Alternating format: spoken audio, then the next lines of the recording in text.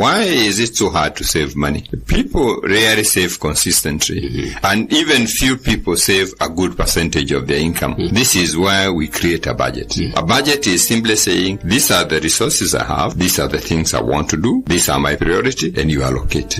So if saving is one of your priorities, you will allocate it. If you don't do that, then savings will not happen. So we will find we also are spending all the time, every other time. Now, the other reason, and I've had this one very many times, there isn't enough. Yes, and in life there are times when we simply don't have enough, which limits our saving capabilities. This is fine, but it won't last forever.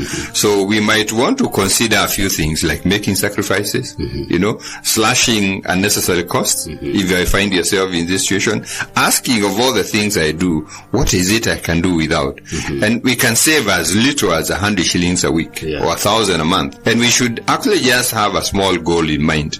I have something I want to do with my family or with my friends.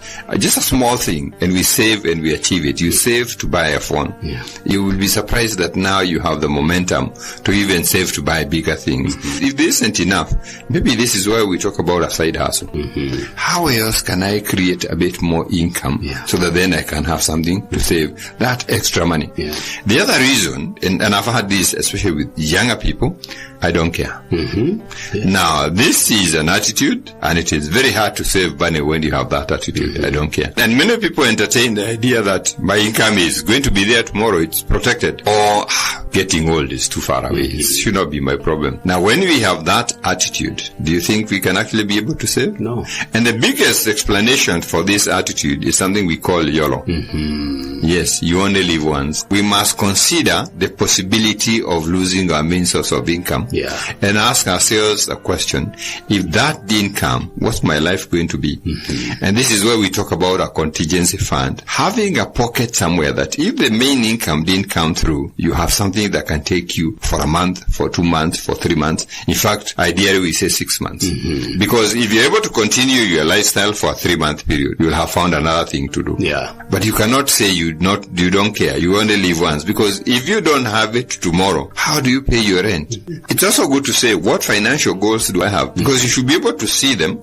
And when you see them, you ask yourself, if this main source of income dries out, what will happen? Without saving, without an investment fund, without an emergency fund, things are going to be very, very hard. Because people fall sick, people are unable to work, but you can't still YOLO when those things happen. And that becomes very, very important. There's another group of people who will tell you it's nothing about the future. There are people who believe in living at the moment.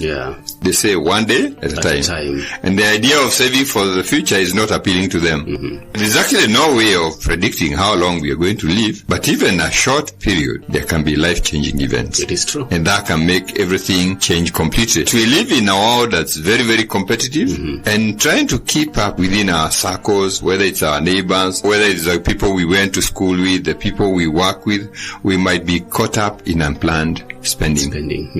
The best way to live a lifestyle within your means, measure your progress against your financial goals. From the Personal Finance Academy, we actually created Wealth Seekers Kenya, and you can join us on Facebook. In fact, we share tips every week on how to save. So if you want to become part of that community, just go on Facebook and join that one.